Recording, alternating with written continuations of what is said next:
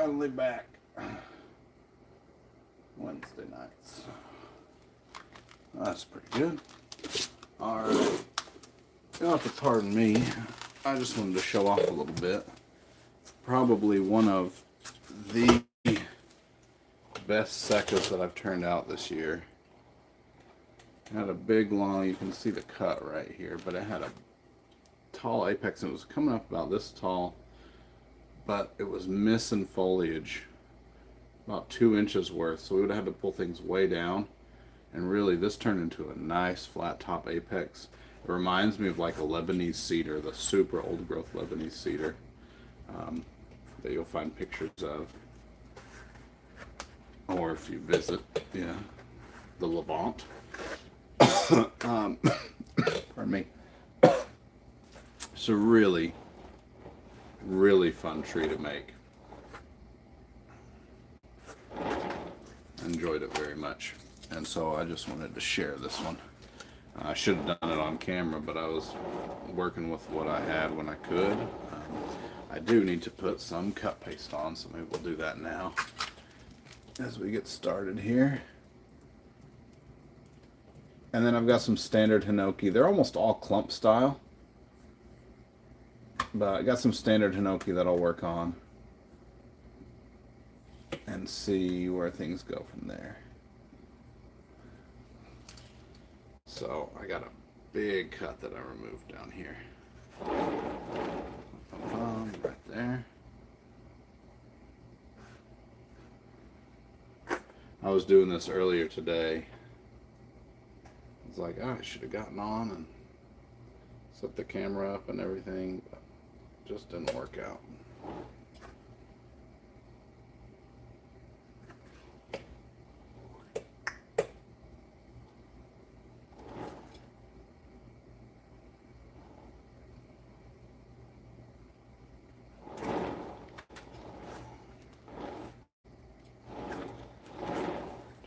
Two more spots to apply some cut paste.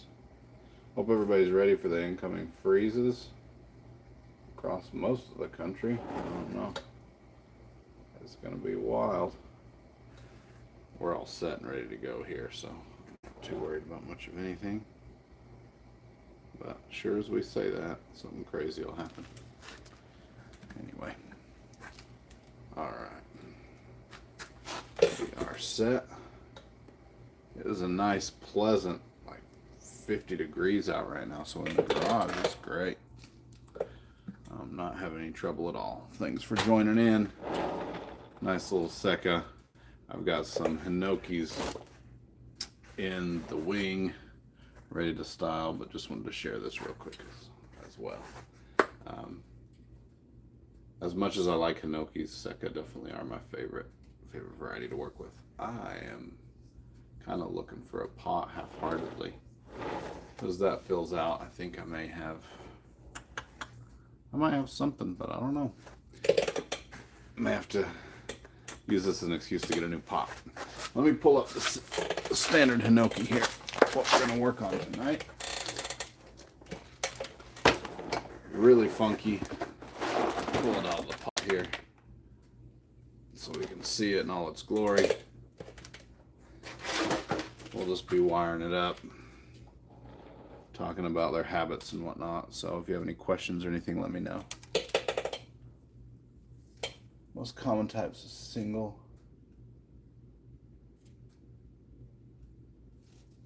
All right, whatever that means. Anyway, hello, hello. Yeah, this is going to be a great tree to work on. Let me back it up just a little bit so you can catch the whole thing. And then I'm just going to pull some of this moss off the trunk here. It's never really good to let moss linger on trunks too long. It'll start to decay them. So I use a wooden chopstick just to peel it back a bit.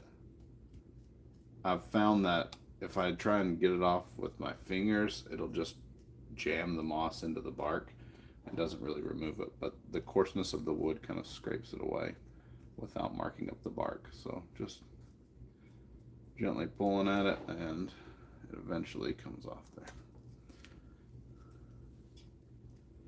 This is also my first chance to kind of rotate the trees around. Check out the Nabari here, the base flare. We'll look at that as far as the front goes for the tree. They've been somewhat maintained, but not insanely. They're kind of like the dregs of what I've been working with over time. So this is probably one of the closest to a single trunk that I've got here. Most of the others clumped up really nicely, so they'll do a good kabudachi style. A bunch of trunks. Maybe I'll go grab one real quick to show you the difference of what they're looking like, but we'll see. Or I'll do this upright one and then I'll do kabudachi afterwards.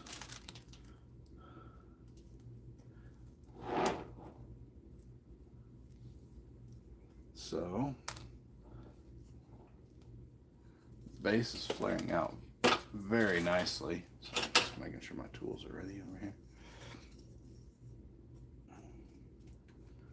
So that's good. Another way you can get the bark off, or the moss off the bark, is make a vinegar spray, and you can spray it on, or you can just make the vinegar solution and paint it on.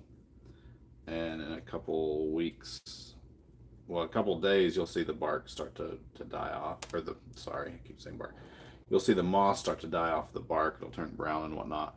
And then you'll just be able to wipe it off with your fingers after a week or so. So, on something like this, you can remove it easy enough. But if you have like a pine that you've gotten bark or moss on the bark, or like an Arakawa maple, a rough bark Japanese maple, or any rough bark trees where the bark is highly valuable, you want to be careful about pulling off the bark with the moss. So the vinegar solution is definitely the way to go. But if you've got a little bit of time on your hands, no problem coming in here and just doing the fine-tuning work. And I'm using the blunt side of this, not the sharp side. It's just catching the moss with the rough end of the wood on the flat side and just peeling it away.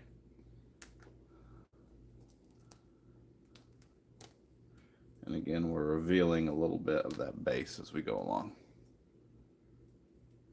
Midlife crisis hobby? No. This is my full-time gig.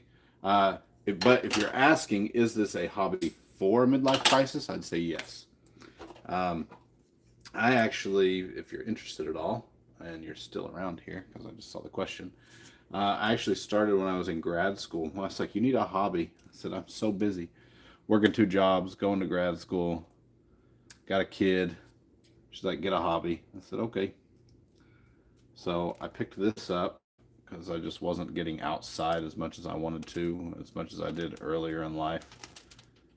And I thought, oh, I'll just mess with trees inside. Bonsai's cool. Turns out they're not all indoor trees, but figure that out as you go along. And I found that it made me more focused, right? As I had something that was occupying my time, I made sure that I used every bit of my time the best I could. And fairly like trait industrious, so personality trait wise. So I found that when I tried to relax, I couldn't think about anything except, oh, I have to get this done, I have to get that done. So, sitting down and watching a movie was never really relaxing, things like that. And so what I found with bonsai is what I've come to term a productive leisure. So it's something that's relaxing and enjoyable, but because I'm actually doing something and get a product out of it, something that's not just what felt like to me wasting time, I could actually zone out, right? And forget about all the other things that I had to do. So it was something like that really attracted me to it. And then, it's been 3 years now, full-time bonsai, 15 years total, I guess. So it's a wild ride. But yeah, if you're having a midlife crisis, it's a great thing to do. let me know. I got some trees for you.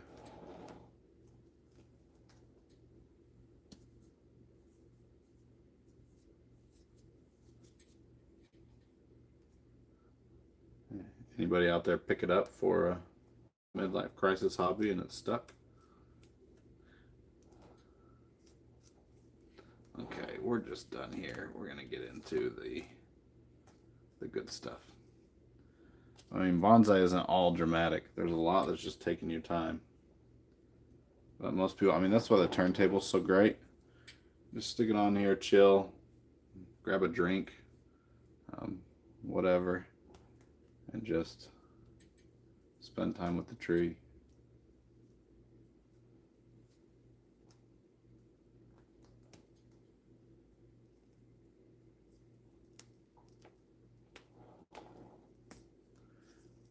Most of these roots that I'm pulling up are weed roots, right? That's not a woody tissue root from the tree. So yes, you also still have to weed your bonsai.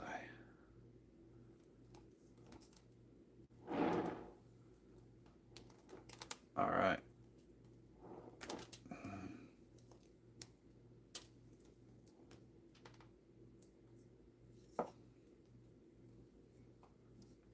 Okay, that's enough of that. I can get the rest of the weeds later, because we're going to repot this thing later on. So, okay, let's see what we got. Okay, we're looking at a pretty good informal upright. Nice flare. I mean, that's 3.5 inch flare there. This shows off quite a bit, but it also shows off that 3-part branching, which we're not too upset with. I know generally that's a big no-no because it's going to get inverse swelling. But with this kind of tree, what I'm thinking is, I don't like how it shows both of the collars here. It makes it look truncated, right? 1, 2, 3. There's 3 very distinct parts. I really like the other side better. It shows off a little bit more of the roots in the flare, which is nice. And it makes it look like it's almost a double trunk that grew together, and then this is a branch, right? If you can see the distinction. Right? All these stripes on this side aren't quite my thing, and you've got this piece of deadwood sticking out. You could remove the whole thing, but neither here nor there. I also like how the canopy comes a little bit more forward on this side, and it may give us a few more branches to work with, but we'll have to see what we can do there. Anyway, so I'm thinking this is our front here, as far as that goes. So let's get some defining branches down, lay some pads out. They don't really back bud, but they do form pads really well. So if we get these layered just right, it won't be a problem at all, making up for the legginess of this tree. And the base is wide enough that I think the legginess can be substantiated by the sturdiness of the thickness of the base.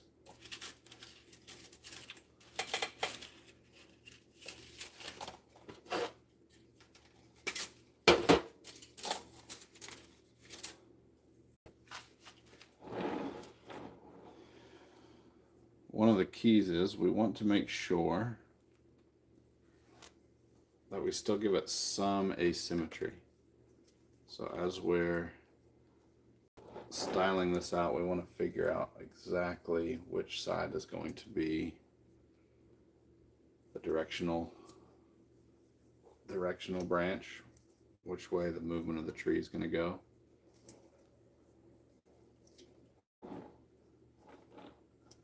But we don't need a lot of extreme asymmetry. Too much asymmetry on this tree would not be cohesive with the trunk and the foliar type, right? Hinoki aren't necessarily growing in really extreme environments.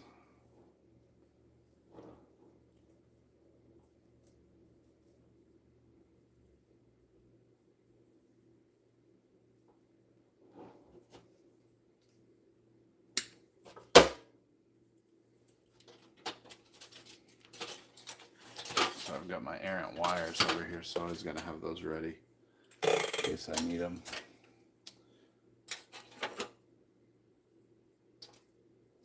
Kids have been in here bending all the wires.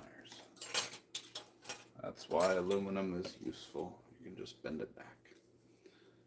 Alright. Bend that out of the way a tad. Hinoki are rather flexible, so you don't have to be too cautious worrying about a break. But it's not to say that they don't die on you later, because as you were bending, you actually did break it, but it just didn't make a snap. Right? So be wary of the silent breaks. And just don't be wiggling them around back and forth a bunch, going, do I like it this way? Do I like it that way? Look at it, envision it, make a decision.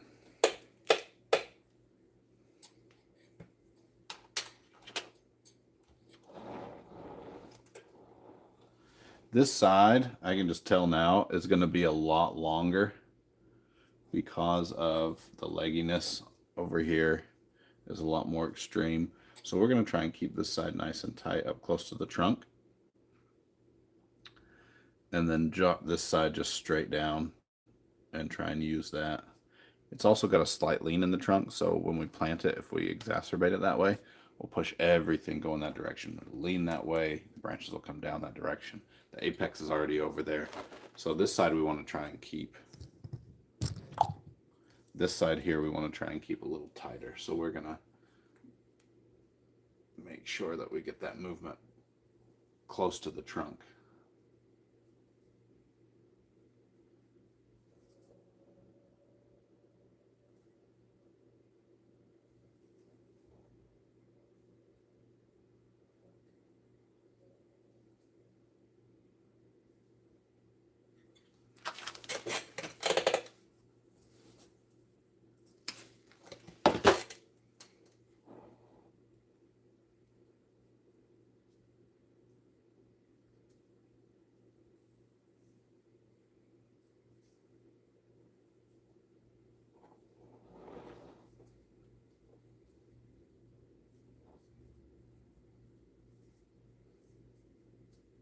And we're going to set this first branch that we've done here.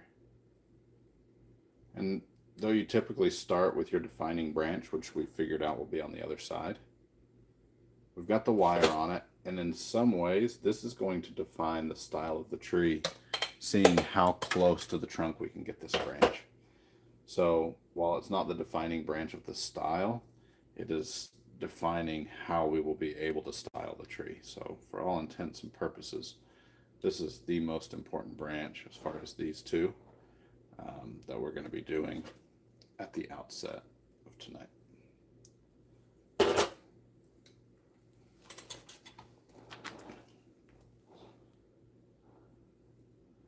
So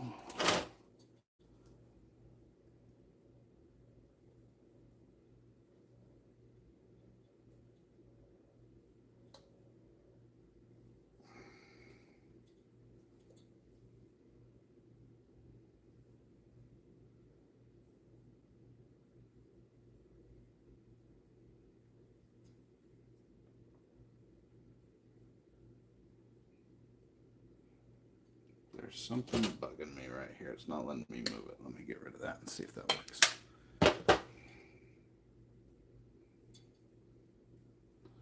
So what we'll have to do is bring that in, extend it out, simply like that. Good. And what we'll actually do, not right now, but we'll come, actually I'll do these ones now, but we might not do it across the whole thing for winter hardiness. We'll take off those funky growing ones, and then you can see how that grows out. And then we're going to bring this other one in and bring it in just a bit, and then back out and start to form that pad over here on this side.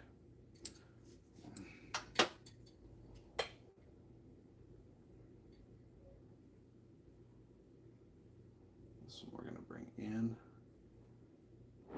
We're going to keep these top ones here. We're going to bring this down and do kind of the opposite of that one. Bring this down here and fold it over. And again, I'll show you, we'll just take that part off. And these will come in and we'll rotate them around so they fit nice over the top of those. And this will be a nice big pad. Essentially on Hinokis, you want to just develop the whole thing as one. You want individual pads, but you really want just a big ball of fluff without too much sitting over the top of the others. Fan those pads out. Take those long sections of growth away so that it really shores up those nodal areas. There we go.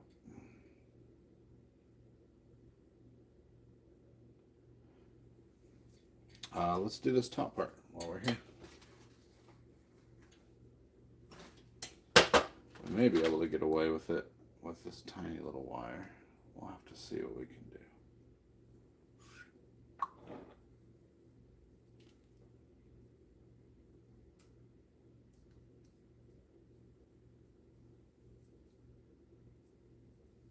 If I have to go in and get a bigger wire, that's fine.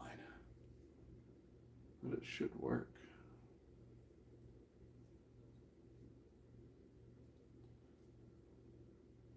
And again, it's not going to be perfect this go around, but it's going to be like one step away, right? Which is good. And we're also, I wanted to show you what it's like to clean the pads up, but we're not going to be doing that piece by piece. We're going to wait till we have this whole thing set, and then we're going to say, okay, I need to wire that one out versus I need to prune that one back. So be prudent with your, I mean, if you go to town trimming a branch back and then you end up needing that to be a little longer, you got to wait for it to grow out, or you got to prune everything else back to fit it in. It just depends on what you're going for. But it's really easy to prune more off. It's a little more effort to coax the tree into growing it back.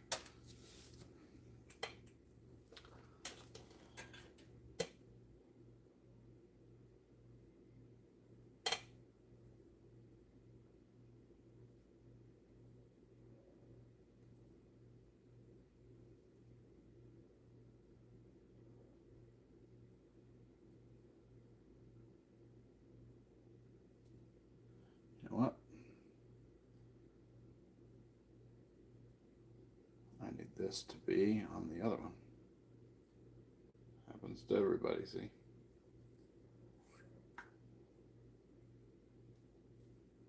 There we go. Sorry.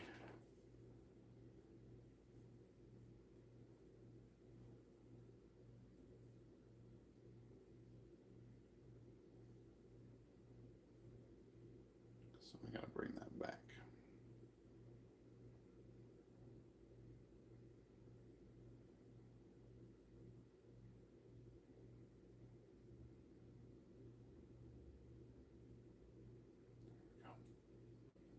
Okay.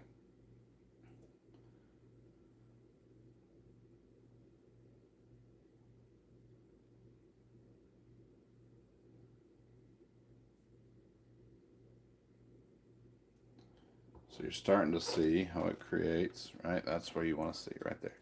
Starting to create that billowing pad. So vertical differentiation, but nothing sticking right over the top of the other. Photosynthetic efficiency, that's the key. Right.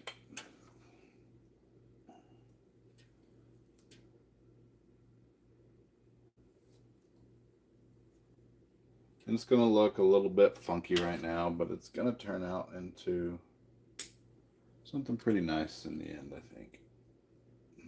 Leave that there for now.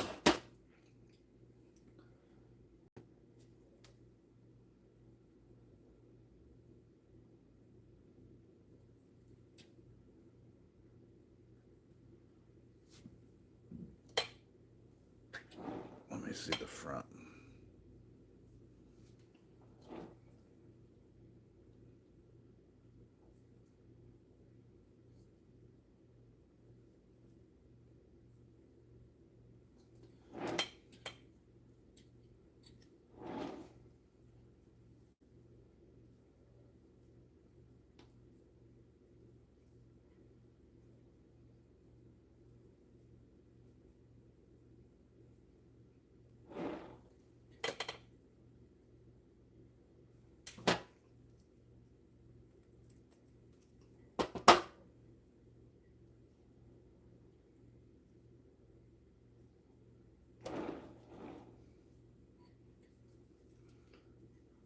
So I know I have to keep most of this, but I don't know how much of that I want to keep. Oof, that's a tough one.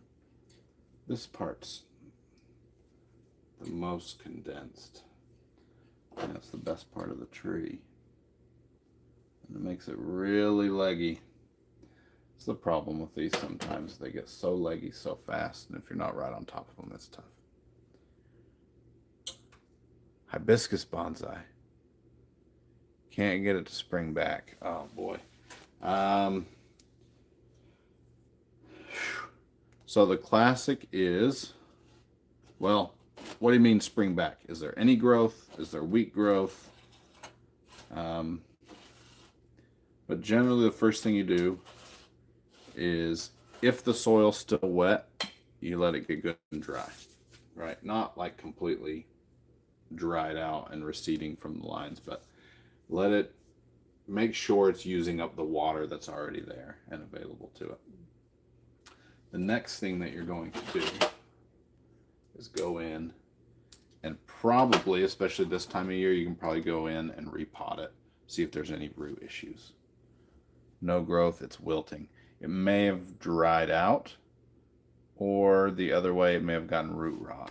So it just, that's tough. Always tough.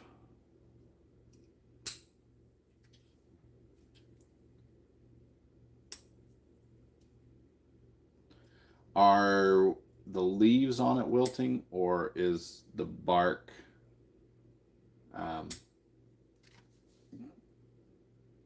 can you see the bark start to cave in?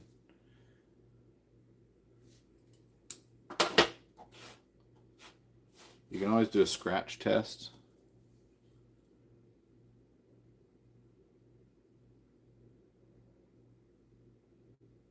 Leaves are wilting.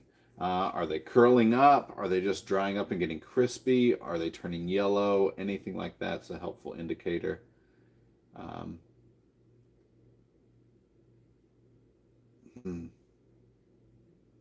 I'm trying to think of common things wrong with hibiscus. We'll see. Let's bring these down, I think. All this comes down. I really like how this one's sitting. I think we're going to leave it there.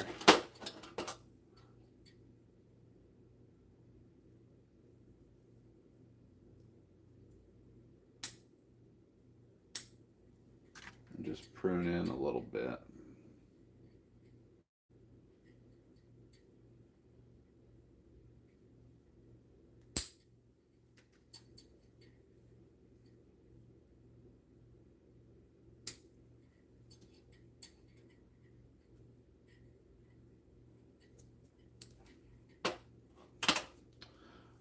Let's bring this whole thing down with this one. We're going to use a little bit thicker of wire than we might need. Bark seems good. Branches still seem flexible. It's turning yellow. Okay, that's probably indicative of too much water.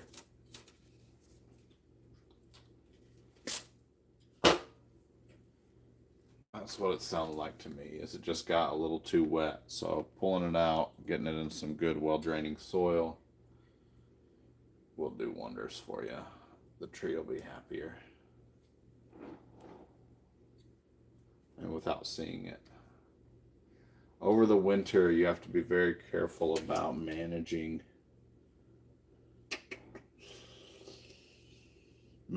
water, because they don't use nearly as much. Yeah, anytime. So,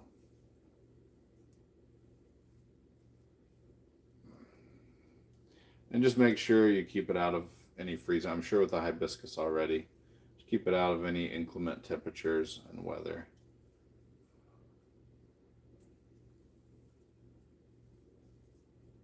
So that it can recuperate. If you have an interior grow light, that'll be great for it.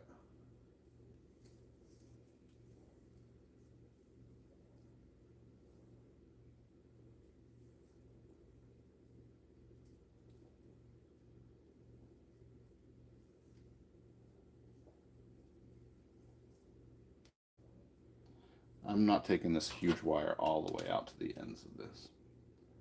So just it'd be harder to apply than to actually would actually be useful for the tree.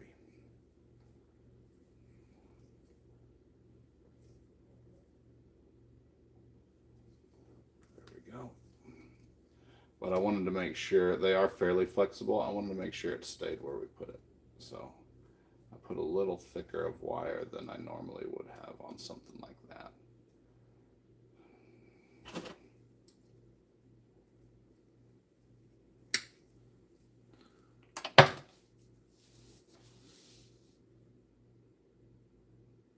Yeah, Fukian tea, honestly, they can be highly sensitive, so it really just depends on a lot, and they kind of like to be left alone.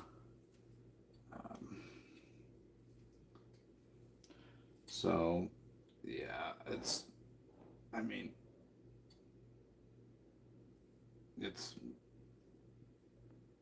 it's always hard to lose a tree, but everybody loses their fair share, unfortunately. So,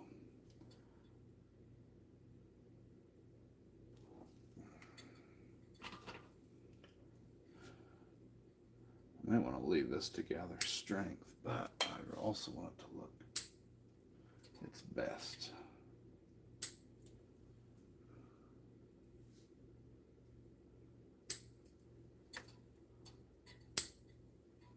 There we go.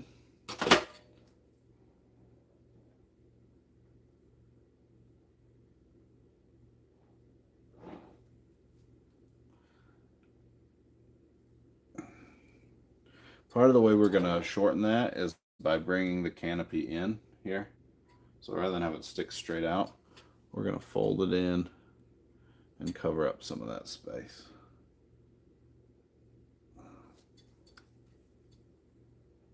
That negative space right here. And I'm thinking all of this can go.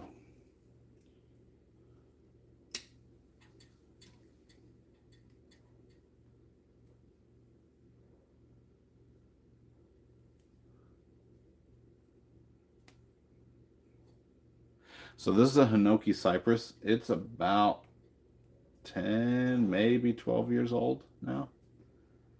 So solid material to work with. It's great. But what happens, honestly, is the good stuff that's gotten attention through the years always sells first. And so as things go on in their project lifespan, you're left with things that are kind of like meh, but they usually grow in to themselves as far as bonsai goes. I mean, the longer you have something, usually the better it looks. If you're even halfway pruning it, kind of thing. So, you know what? That little branch is going to come off there. We'll gem that and see what it looks like.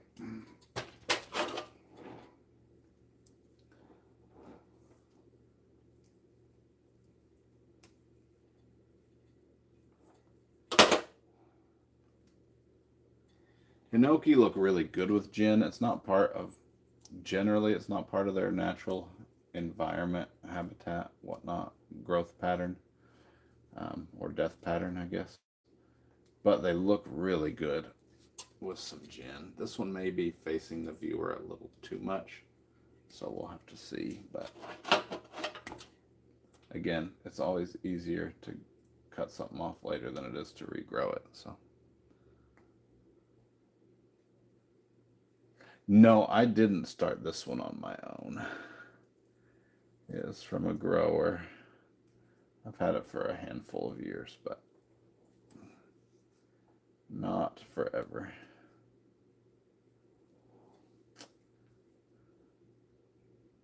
Honestly, with the way good nurseries grow things, it's really not that practical to grow things that you can find in nurseries on your own.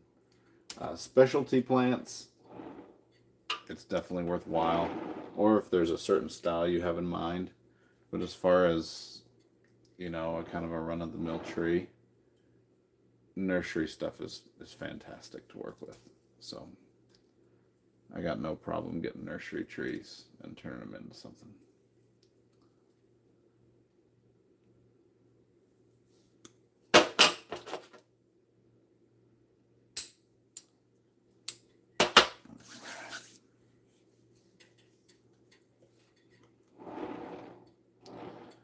So we're starting to get the semblance of a tree over here, which is fun. We're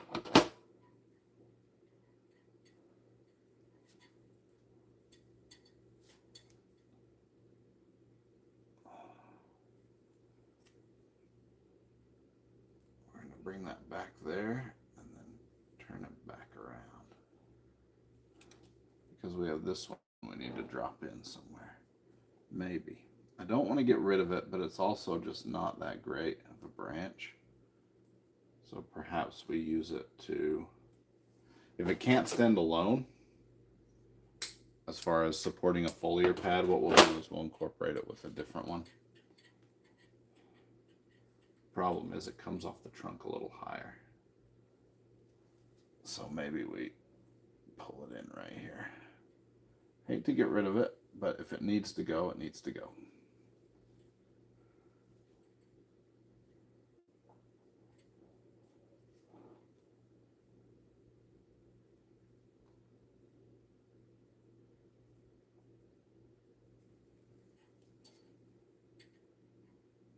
We'll separate those a little bit, and then we'll see how it looks. I think it needs to go, because we're going to have these coming down here. So yeah. I don't want to prune the whole thing off, because it's what's supporting this branch with the wire. So we'll just take it off to there and remove the rest later. Let's come out here, do this thing.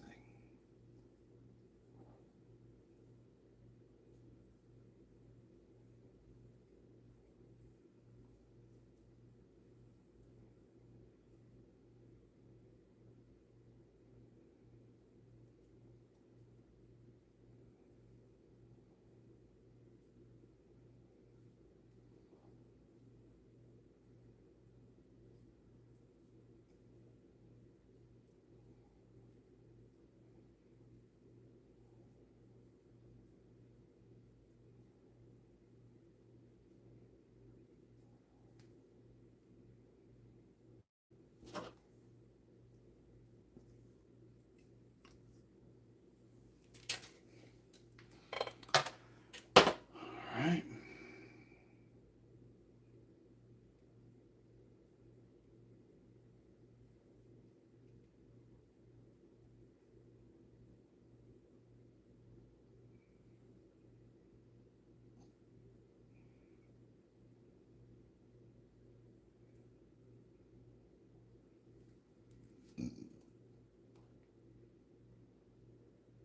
Give a little vertical separation there so we get that billow. We got to make sure we can really crank on that to take up that negative space.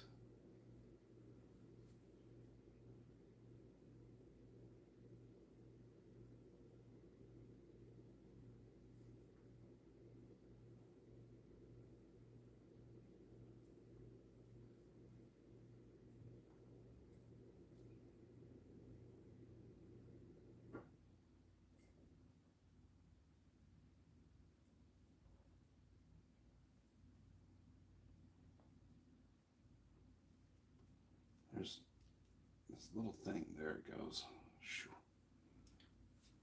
Give me the run around trying to get that wire around it.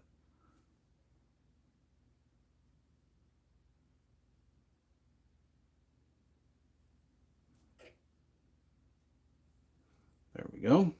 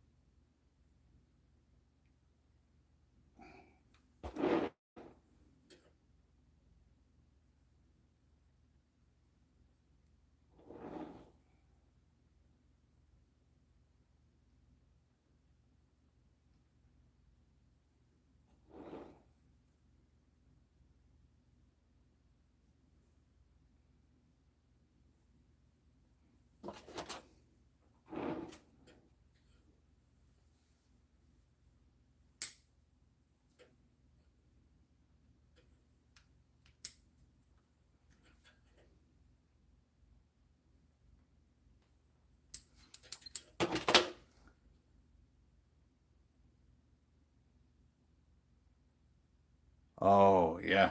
Good question. Let me show you real quick. Sorry. Jerking the camera around. That's what I use right there. Akadama pumice lava rocks. Essentially a bunch of rocks, right? Pumice lava rock mix, yeah. So I haven't done a lot with hibiscus. If you look specifically, they may require a little bit more organic matter, right? But that's just going to be something plant specific. So my guess is if it's in that type of soil, maybe it's underwatering, not overwatering. But all the symptoms sounded like, especially since the leaves aren't crunchy, sound like it's some form of root rot. It may be a bacterial issue. But it's, I can push that back over. Sorry. So that's, I've never had a problem with bonsai soil in my trees though. So I don't know.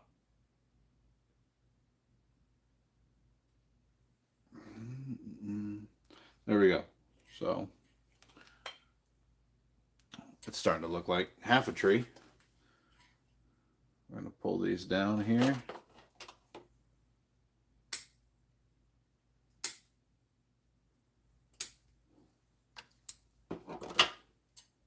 Fill in that space. But see, we may be cutting back to there. All right. Let's use a guy wire on this one. I think that's going to go a lot smoother. It's going on and cut that near long enough, did I? It's probably the same exact size. Nope, it's a little longer. There we go.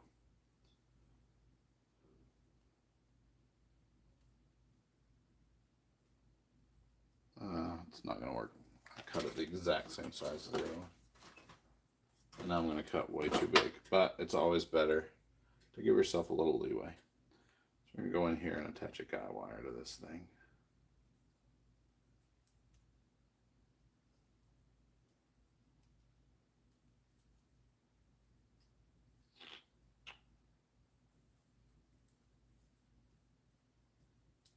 Got stuck. There we go. Sorry, y'all are just getting a big hand in the way. So we're going to loop that around the branch above. Pull it tight. Get it down to where we want it.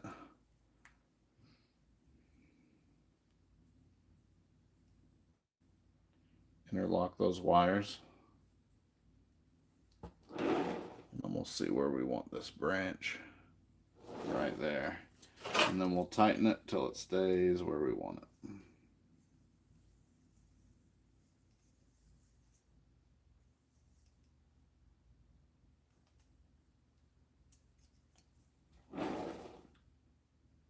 Voila. There you have it. The guy wire is born.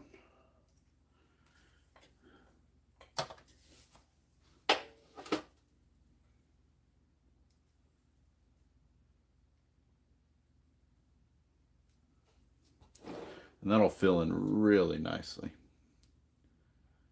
See, this may come over the top or this may come down to the other side. It's a really tough one to tell where the apex is going to be because we're trying to. So now the tough part is figuring out which one's the trunk, right? Multiple apices. If this comes down, that would form a nice apex. This one's the thickest back here, but it's also in the back. I have no problem removing that and covering that spot with some other growth. So maybe we keep these two thinner ones and get rid of the thickest one. But we want to make sure that all that's, you know, the other option is, now that I'm looking at it. Yes, this is the first time this tree's getting wire. The other option is to avoid this inverse swelling, we lose this side. It's so leggy anyway. It's so leggy anyway. If we lose that, then we return to this side. It's a more upright tree. We return to this side being an optional front. If we lose that, this side could still be the front as well. No problems there. And then we play with filling in the gaps up here with some tighter foliage. It's a much more condensed tree.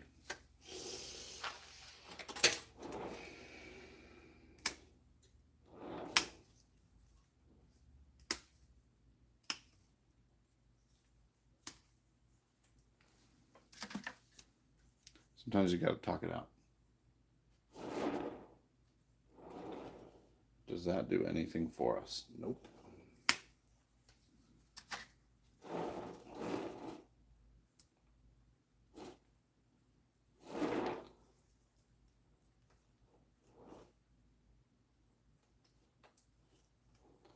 Do that. Create those gins again. So what we're doing with the pliers when we create the gin, we're separating the tissue, the bark, from the cambia layer. And it just, medical profession, right? You deglove it.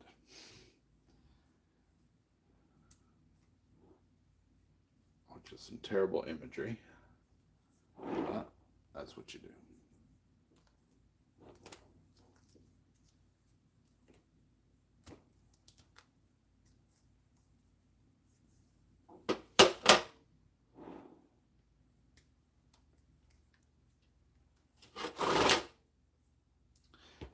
Then you just grab the ends and it peels right back. It may take a little more plier work, but generally you get big chunks.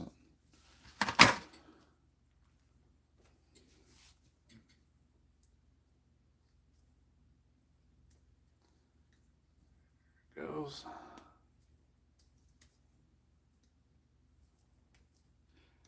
And with the deadwood, I like to wait until it's dried out on its own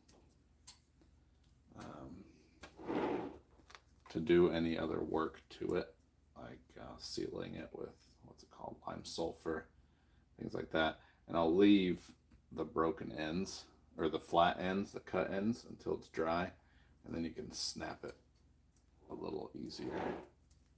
It's more inclined to break for you when it's really dry.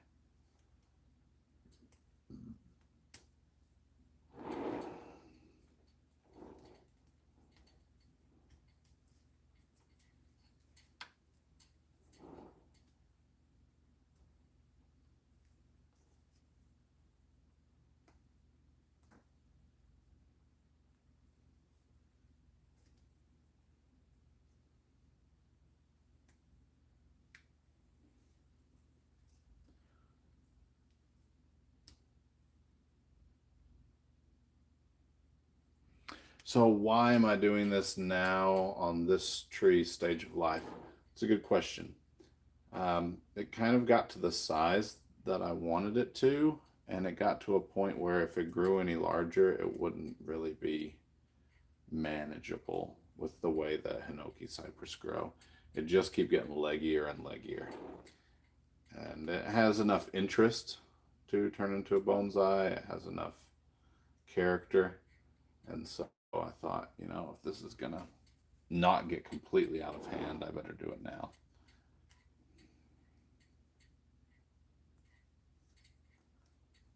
Good question.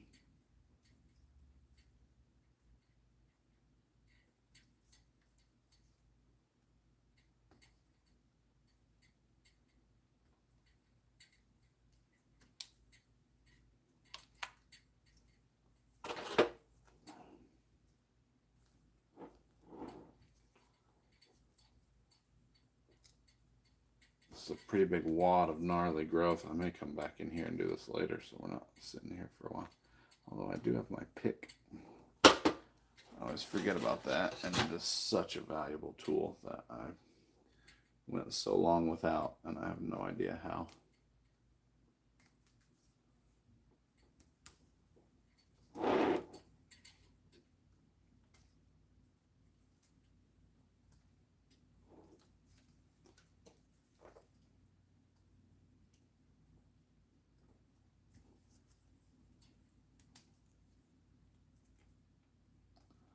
Ah, yes, gin work.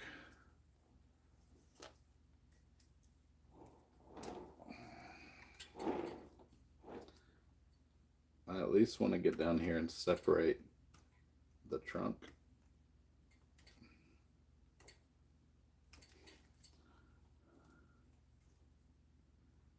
There we go. Let's use the flat side of this thing.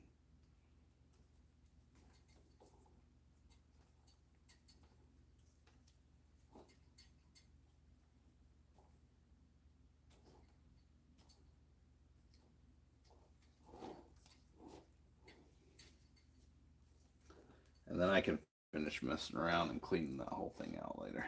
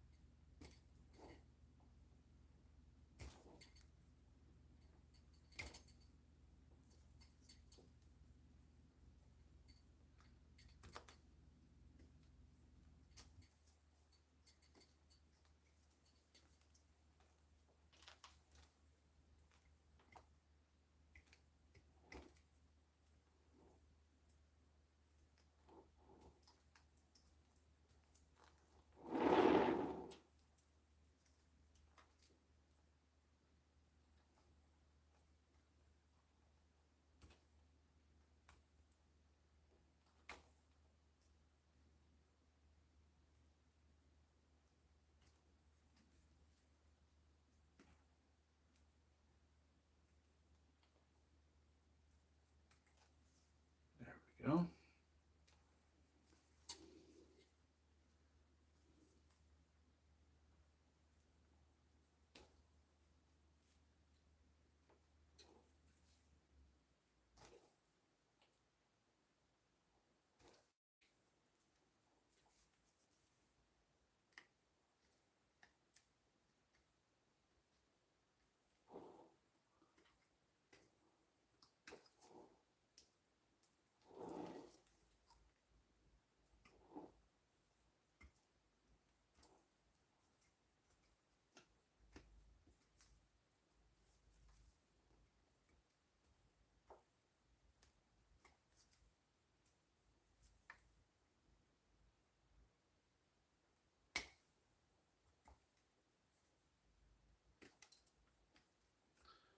It came off a little easier once I got in there as far as the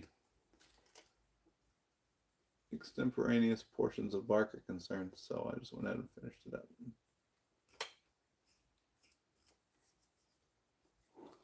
I thought it'd be a pain to coax it out of those crevices, but it came out rather easily once I got the base separated. So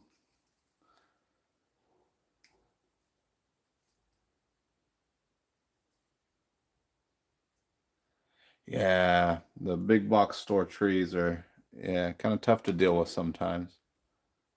Filled with the gnats, yep. So one of the best things you can do, if that's the best material you have around, one thing that you do is go in and repot it almost right away. And for tropicals, that's usually in the summer, but you can do it now as well, as long as you can keep it, warm enough and whatnot. But tropicals in this, repot them right away. Get them out of that soil. Make sure it has holes in the bottom of the pot. Some of the ones at Lowe's, Walmart, places like that, Home Depot, they do, and some don't. And you also, if there's anything glued on top, like moss or rocks or anything, get that stuff off of there because it needs to be able to exchange oxygen. And you need that water to drain out freely. So that's the key there if that's your main source of material. Look at that now. That's rad. Okay.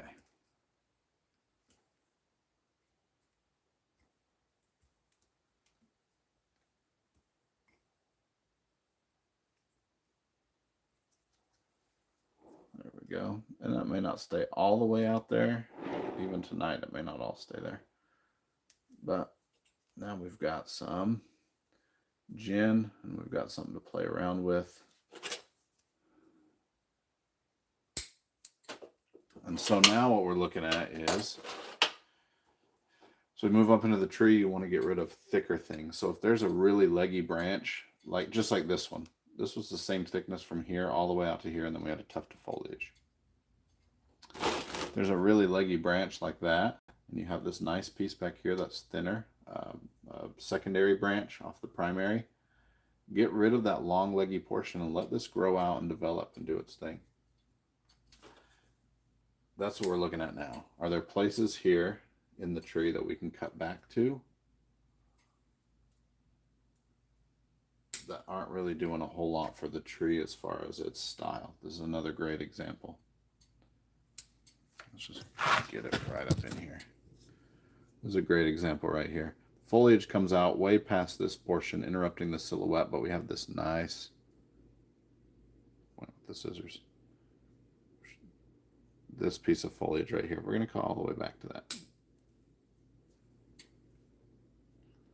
Now we can use that.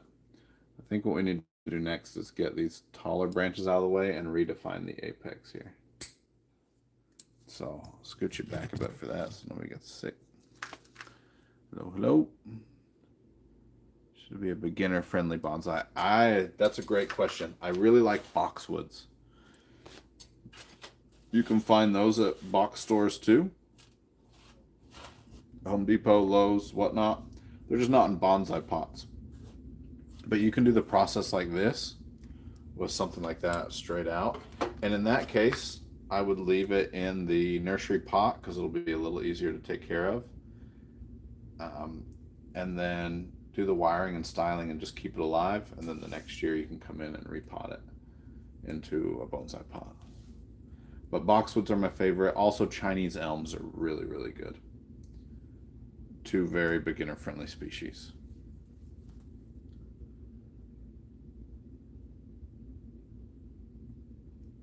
Boxwood, not oxwood, not a cow. Like a box, cardboard boxwood. Yeah. Yes, removing parts of it may get shortened up, right? Right now it's just really long, but it may get shortened up so it's a little closer. We may remove some of those pieces of dead wood, but right now we just leave what we want. And if we pull this way down or are wiring this branch and this gets in the way, we'll shorten that now. But I'm going to leave it where it is because I thought those were good kind of random lengths, right? This one's longer than this, which is shorter than that. And this one's really short and this one's really long. Just kind of leave it all hodgepodge, and then it'll work on making it, I mean, asymmetrical is the key, right? If everything's sheared off and the same, it doesn't look very natural.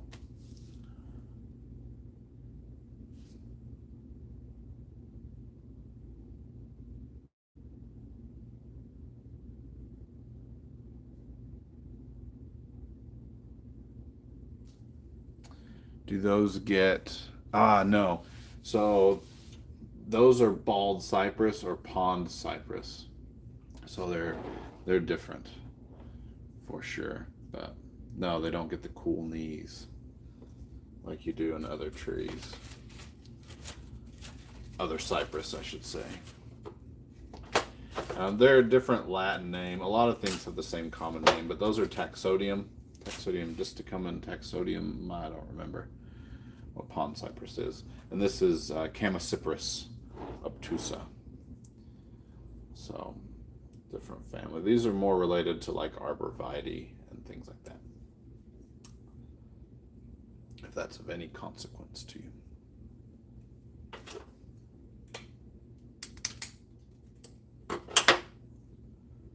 Okay.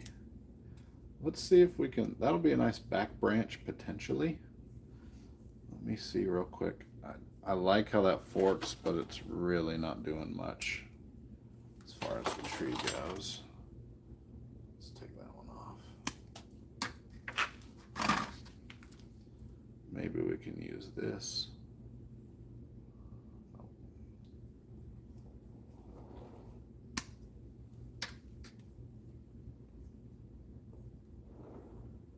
Right there, transitioning the taper. It's long and straight. This one's thicker, but then all the growth is back there. This being the back of the tree, it's gonna make the tree look like it's running away. So we're gonna remove that. Back to this thinner one, and it's still gonna make the same coverage. We're gonna fan those out. Cover up the same foliar spread there. This one we may remove. We'll see how the center works out for us.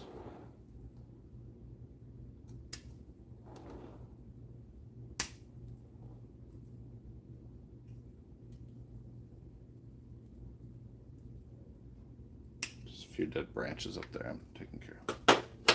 Okay. Well, I wandered off the screen there.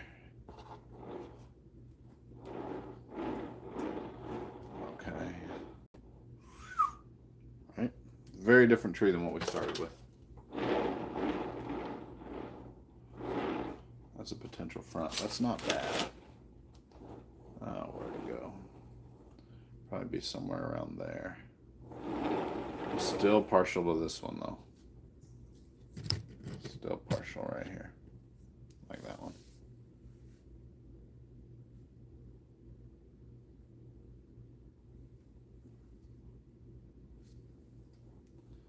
Alright, let's do this.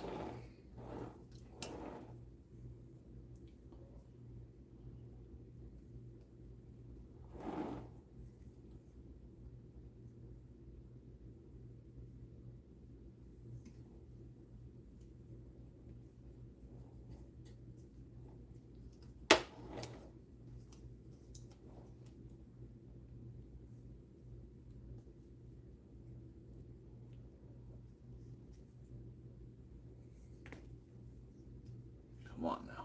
There we go.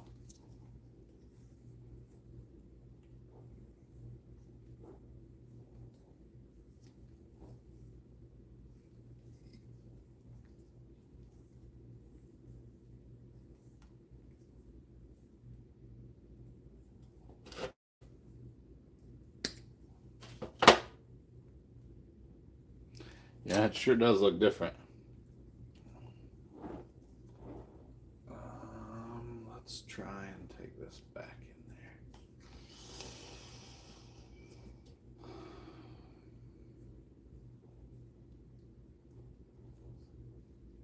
I gotta loop it through another way. There we go. Isn't so bad.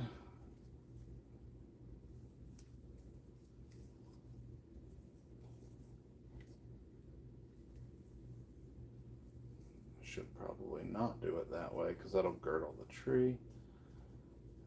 Come around this way from the same side.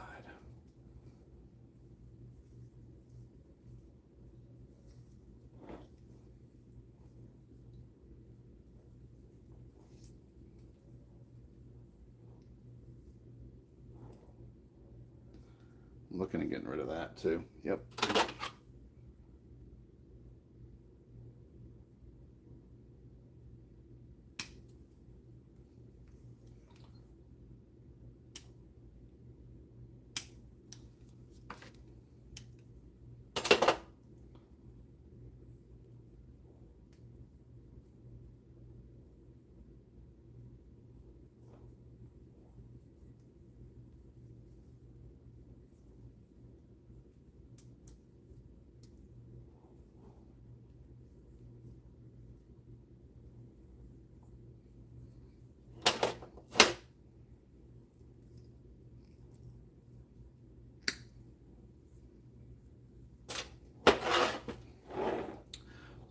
take those two branches down and see what we can do as far as creating the counter canopy over here.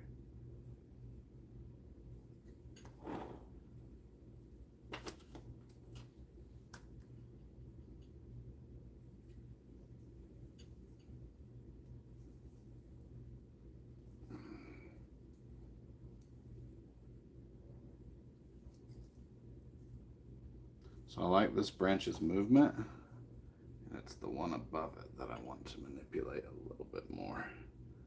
So we took the wire that way.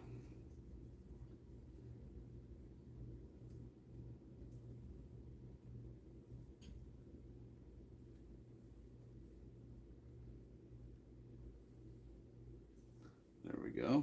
It'll need to develop into pads, but we got it situated right here. Right here.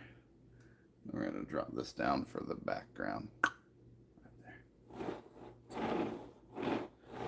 May have to come a little bit lower, but we'll see what we can do.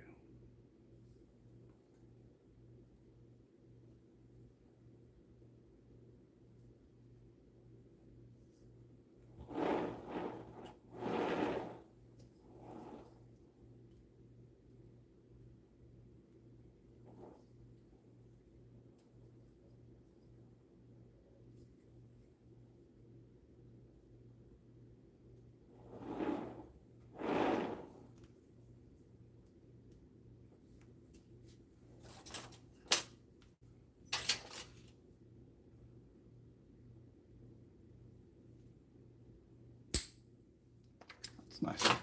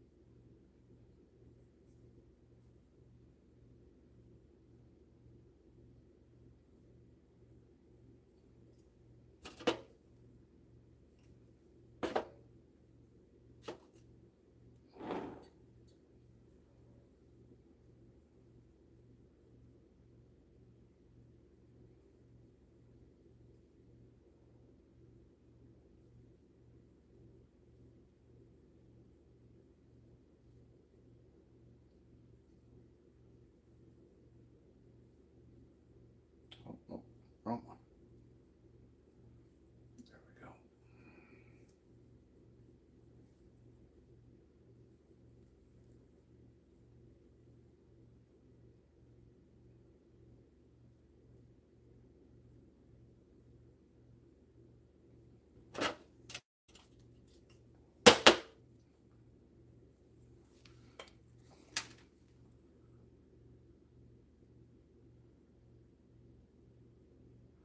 What's the second beginner for? So boxwood is the first one I mentioned, and then Chinese elm is another great starter tree.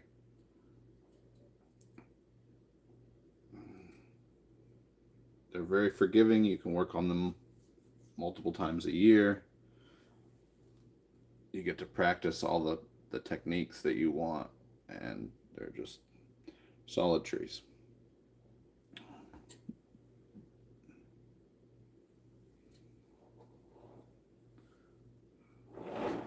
See if we can get that down a little bit farther. There we go.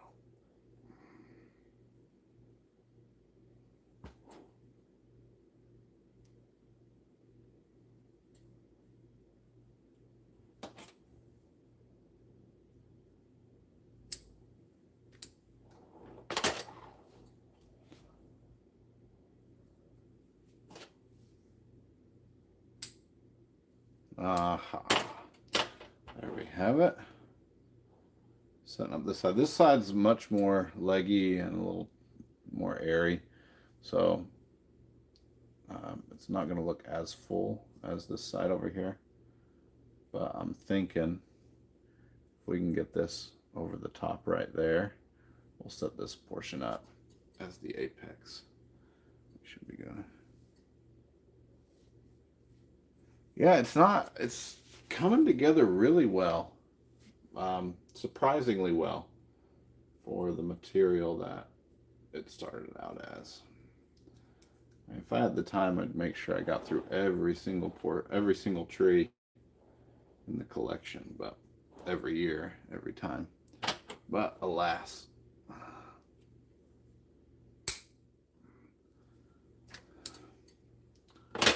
See if that was a mistake or not later on, I guess. There's one other thing like that I'm leaving in there, actually. We're going to put another guy wire on here.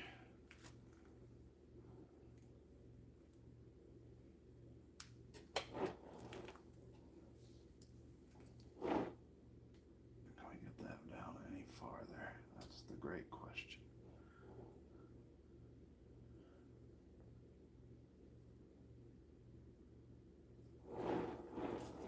Without breaking it is the even greater question. There we go. We just don't want to be sitting right on top of each other. There we go. That's better. That's better.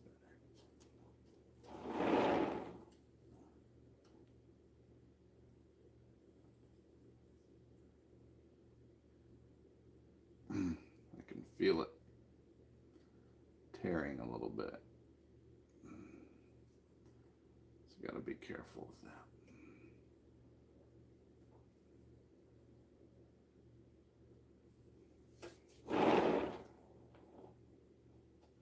That's good. Okay.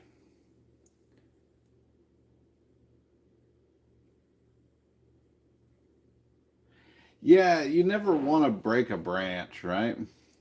It can be nerve-wracking working on an older tree like this. I've also worked on some like collected 100-plus-year-old trees. It really is just one of those things that you get used to. And you have to build up to it, right? I mean, you don't go in swinging on an ancient tree. We are going to take that one off. Maybe not. Maybe not before I get all trigger happy. Let me get this thing set.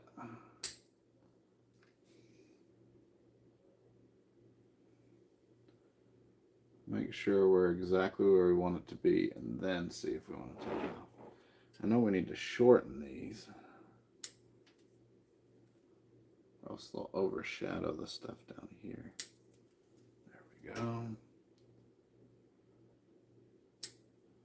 There we go.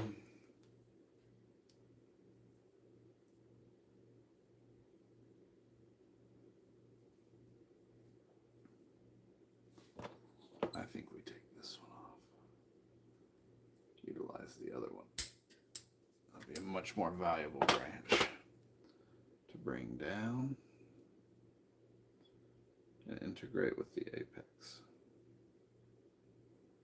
And I like exactly where that is as far as guy wire goes. So we'll make sure it's got a nice turn on there.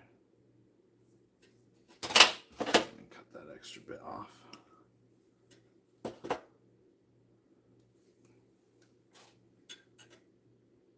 Fold it up.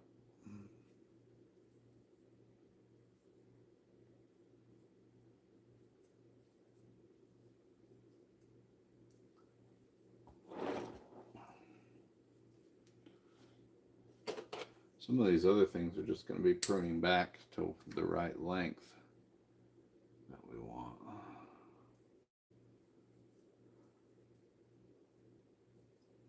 We'll see how it goes. We got one more really large branch in here. We may need that foliar cover, but it's not going to be a very flexible branch, so I think we just have to take it off.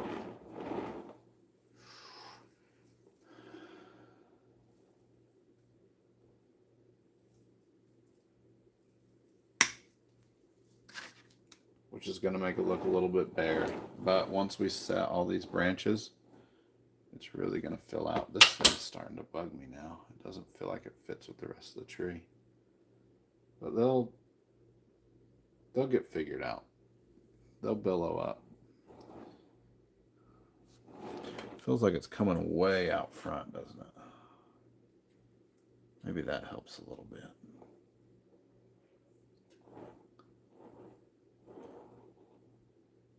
That's a little bit better. But it'll billow up. It'll look all right. It'll turn into something valuable.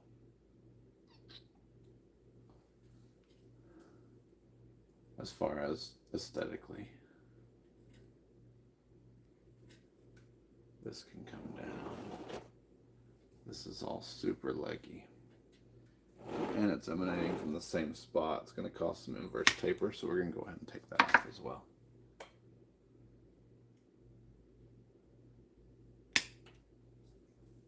It's a pretty big cut.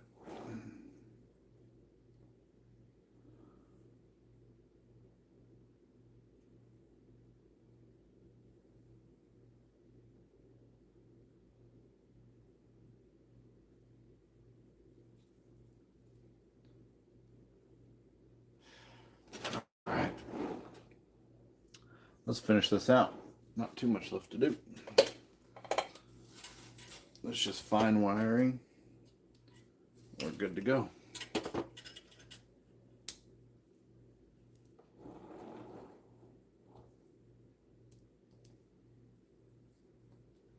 We'll pull this down.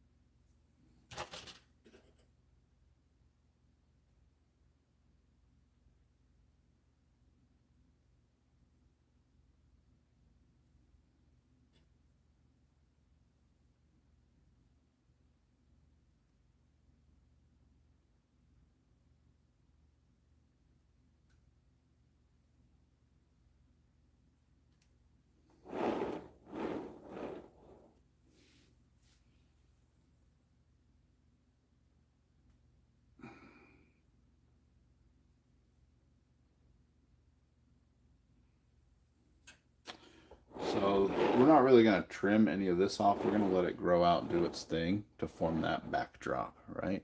We're going to cover up that negative space, right? Before there was nothing there. You can see right through the tree. It's going to occupy that negative space. So we're going to drop down.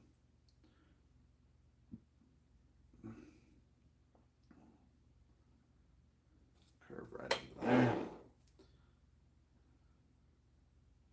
Then spread out at the end. Make sure we fan out that nice foliage there.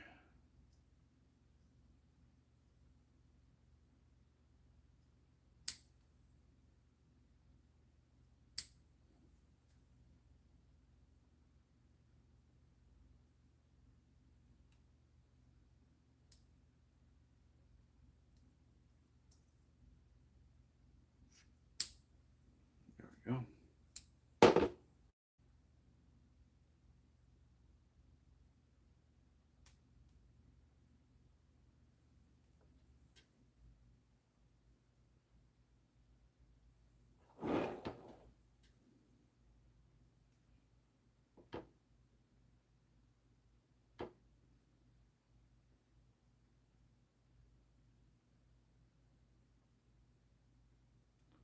You bring it down a bit.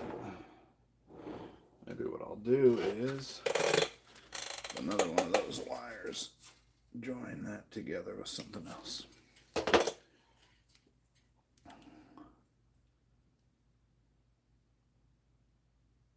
Glad you enjoyed it. Yeah, let me know if you have any other questions, anything like that. Usually on Wednesday nights, so around the same time. Appreciate it.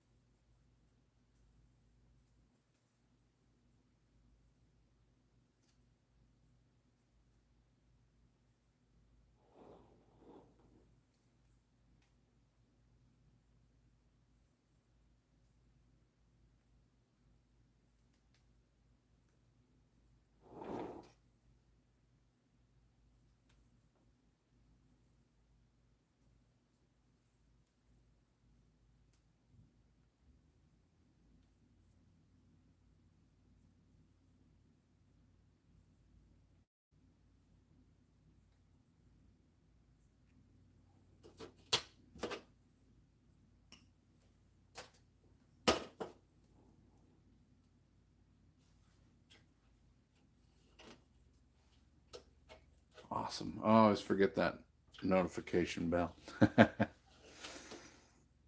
That's handy. Cool. All right. Thank y'all for joining in. Appreciate it.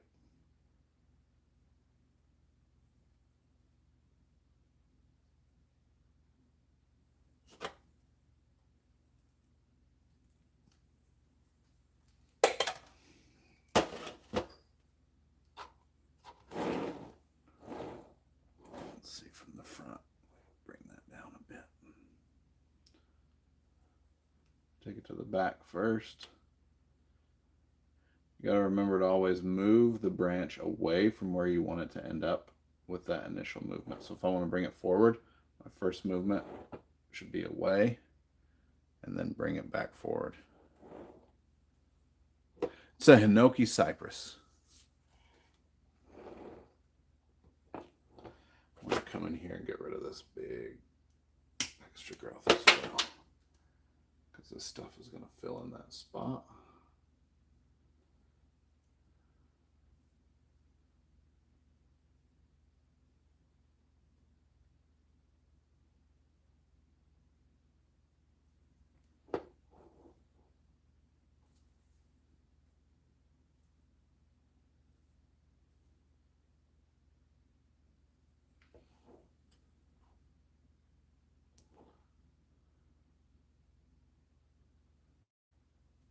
This is going to come back over to form the apex.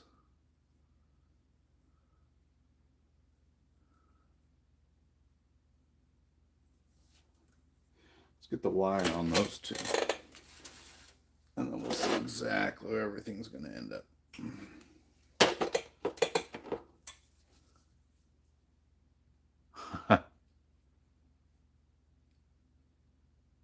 Bunch of Japanese maples. Nice. Nice. Yeah, I started with like 1 tree, then 6 trees, then, you know, a couple dozen, and then next thing you know, you got like 500 trees in the backyard, and it's insane. So that's when I do classes, that's one of the first things. I eliminate the 2 myths of bonsai. Number 1 is that bonsai is a species of tree, but it's the process, right?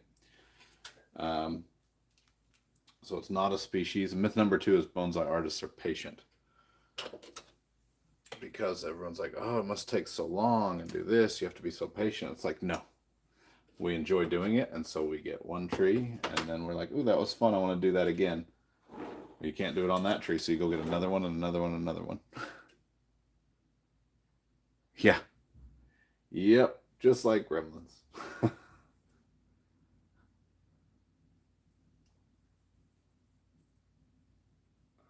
And it seems to happen overnight, too.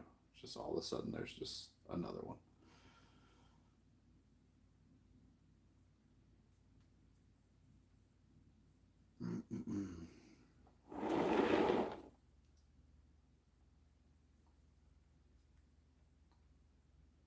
Probably should have attached this guy wire later, but I wanted to make sure I could wire this branch properly in the right position. So I put the guy wire on already. It's proving to be a little bit of a bugaboo to get around. There we go. I should sand that. That would make it a lot easier too.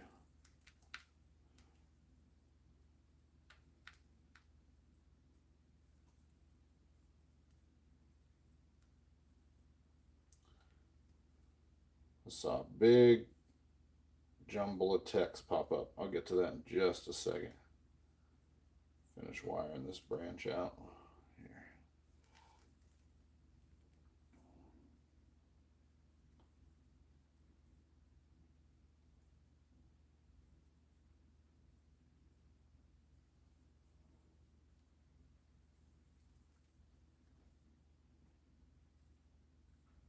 There we go.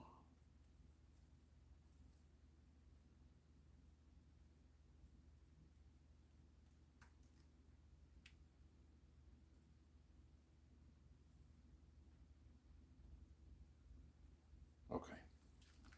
What do we got going on here? What's my front?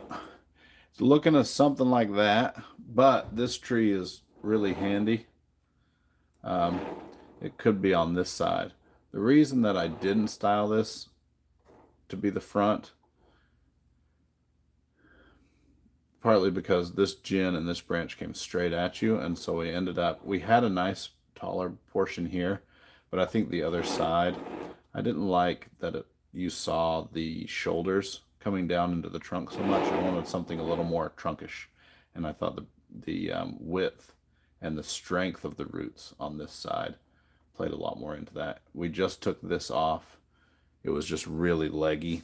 I mean, we had stuff like this kind of went off here, and so pushed it all this way. We did this portion first, then decided whether or not we would have that be the direction that the tree went, but settled on this being the front here. And then we're going to pull this down in the back to fill that in.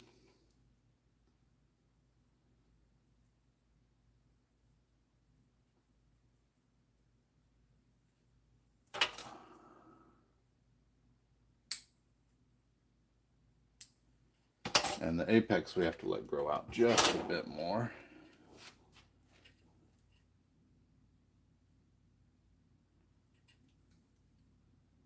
But we will get everything pretty well situated.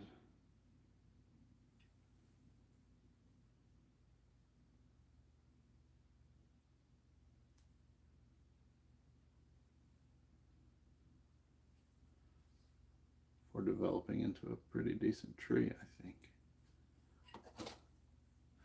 I've got one large Japanese maple in the front yard.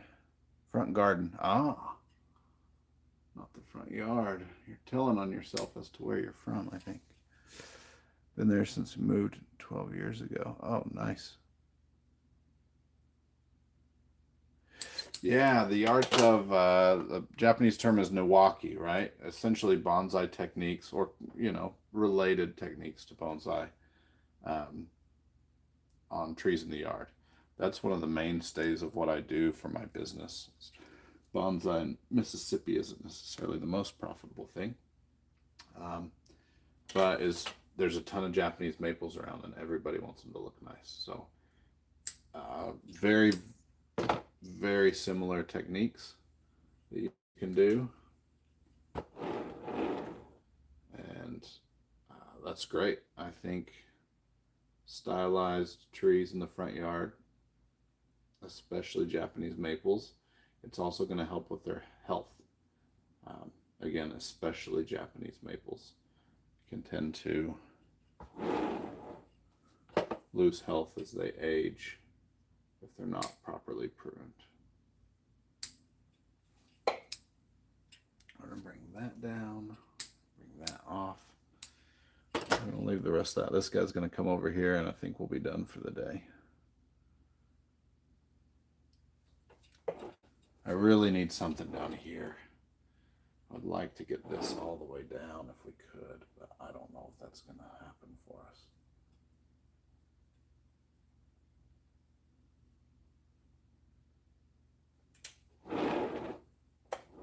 Almost. It wants to. This branch back here has a lot of ground to cover.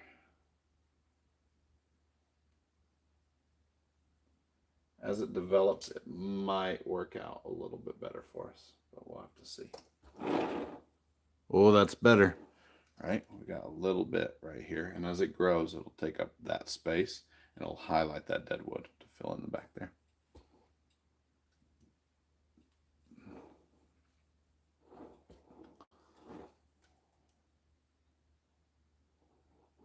So one more trick of water here.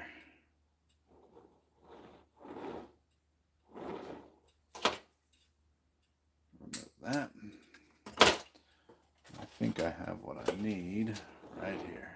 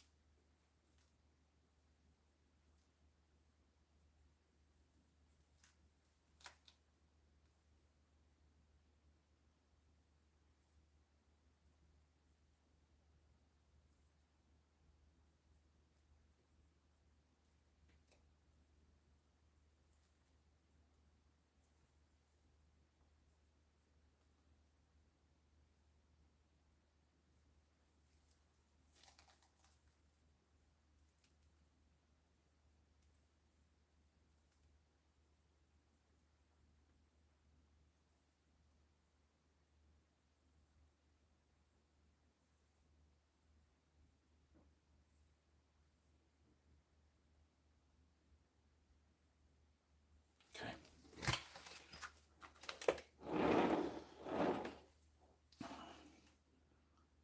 Drop that right there.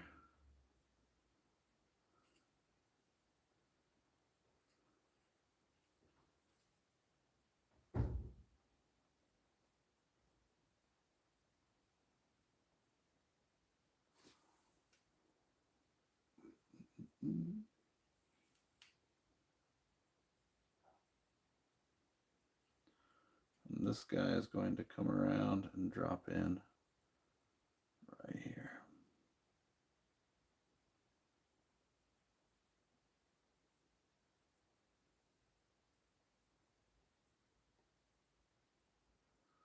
We could bring that down, which would help a lot. It has escaped me. So we will grab this guy.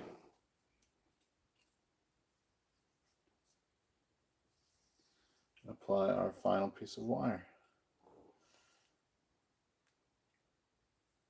I'm going to pull that up real quick so that I can actually wire this without breaking that thing off.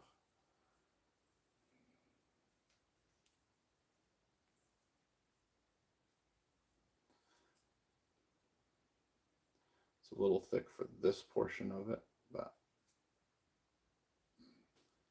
that's what we needed back on the interior portion of the branch. So that's what we're going to do.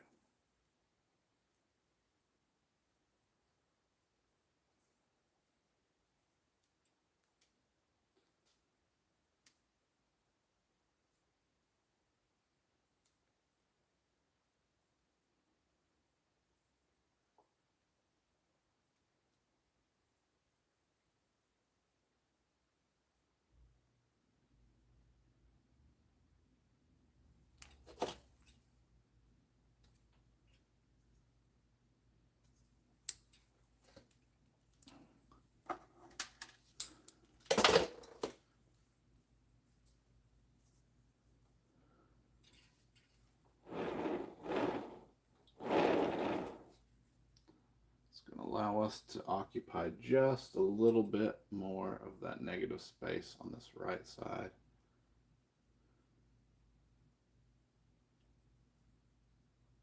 Which is going to be exactly what we need in the future to round out this tree.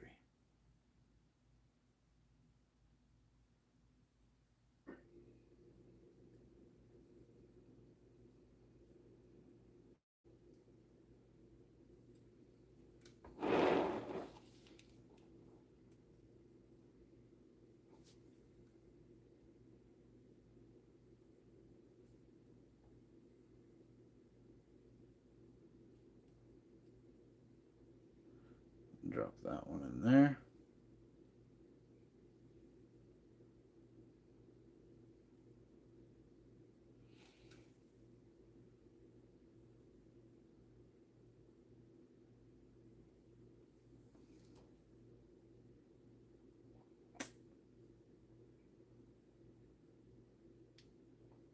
Beautiful. There it is. I'm pleased, pleasantly surprised. These initial branches are a little interesting. We may or may not need them, but the nice thing is when this billows out, it's going to really turn into something sharp. It'll just be a nice big green mass with good foliar pads. I'm right on the border of 7 and 8. They actually just changed this last year from 8 to 7. So, no, from 7 to 8. 7B to 8A. So, after some of the coldest winters we've had. So, you never know what they're going to do. I was going to do another tree, but I think I've overstayed my welcome a bit. But I want to show from the top as well. So, the tree that I really like here turned out pretty well. Nice foliar distribution there. Especially for something that was so leggy, it's really turned into something nice. I'm going to get rid of one thing back here that's hanging down, maybe two. And then this is a dead tip. There we go.